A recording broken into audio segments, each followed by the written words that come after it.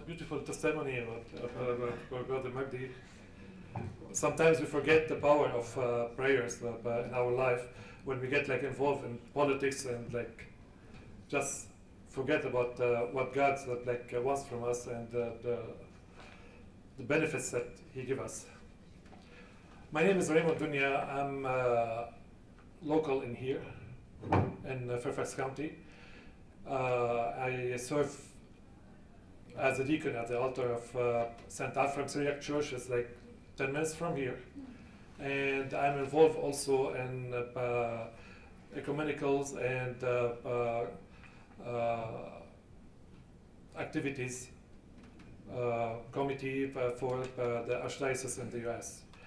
I'm here representing Mr. Habib Afram, the president of the Syriac League in Lebanon, and which I used to be the Secretary General of the League. So I'm going to present his speech today.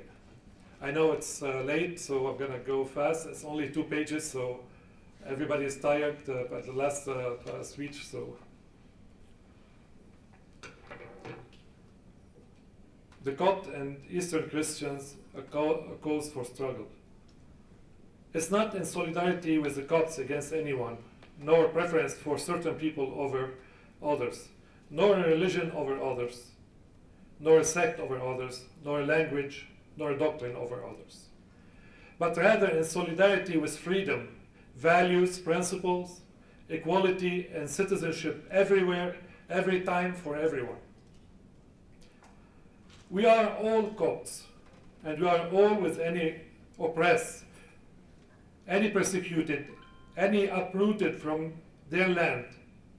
We are against any discrimination, any oppressions, any dictatorship, against any expiation and rejection of the other, and any system that does not respect diversity and pluralism.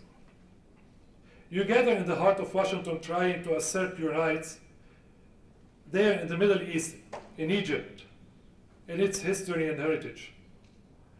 We are interested in getting the American mind to understand that principles are stronger than interests and that values will eventually overcome tampering with people's faith. Our right in the Middle East, the right of the Copts, the rights of any ethnicity or any people is to be treated as citizens, not as people of slander, nor as second-class citizens. That our rights are protected in the Constitution, not as a favor from a ruler or a party. That we live our freedom and exercise it without oppression, without terror, without fear of being blown up in our places of worship, without slaughter, bloodshed, without tyranny or suppression. It's not easy, my friends. As you are part of this ethnic heritage, the indigenous people, to feel that someone always wants to impose their ideas and doctrine and identity on you.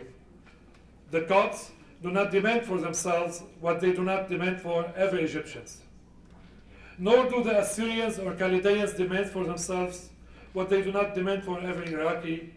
Nor do the Syriacs demand for themselves what they do not demand for every Syrian or Lebanese. But in the mind of every Christian in the Middle East, there are deep questions. Can the performance of the authorities in Egypt be changed? How? Towards more freedoms of thoughts, conscience, and democracy? I think someone gave some answers earlier on that thought.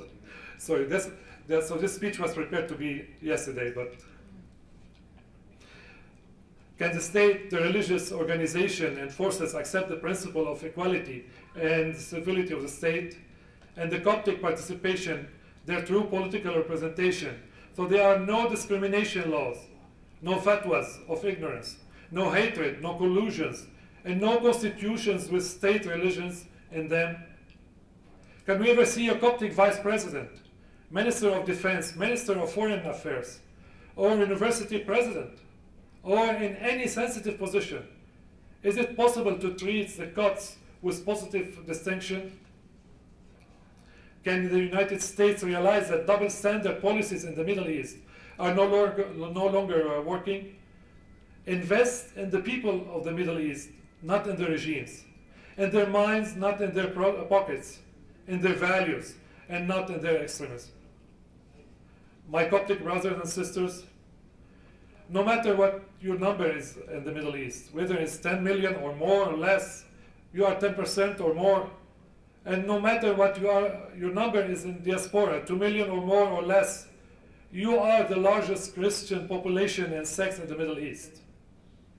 You are the ancient inhabitants of Egypt and the descendants of civilizations.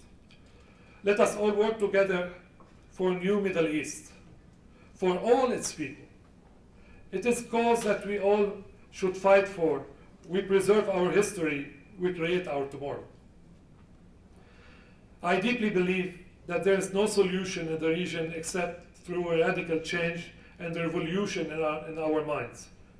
Continue to testify that Lebanon, this homeland, which is suspended on a cross in the Middle East, this country that has paid the price of the Nakba and the Syrian war, and whatever is in between those two, which including also the peace talk between Egypt and Israel.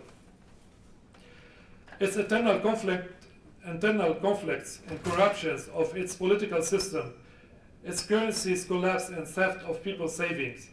This Lebanon remains, despite all this, a message, an example in which Christians share with Muslims in the national dignity and in national decision-making despite some discrimination between sects. In the Western world, Muslims do not feel full equally and consider they live in Christian countries. And in the Arab world, Christians live in the sidelines of power and consider they live in Muslim countries. Only Lebanon presents an example of equality, where no one is living out of place. All Lebanese live in the Lebanon of all, even if some allegiance to foreign powers are always there.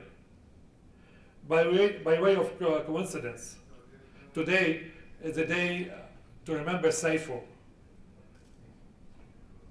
Saifo is the Ottoman massacres of our people, and like 2 million people, 1.5 million Armenians and almost 700,000 of other minorities, including Greek Orthodox, Syriac, Assyrian, got killed in 1915.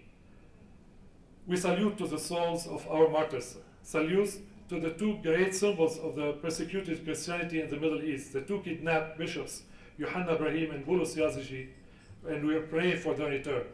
So the struggle didn't stop in 1915. It keeps following all the Christians in the Middle East, from the Copts to the Chaldean, Assyrian, Armenian, Syriac, Maronite. Everybody is getting affected.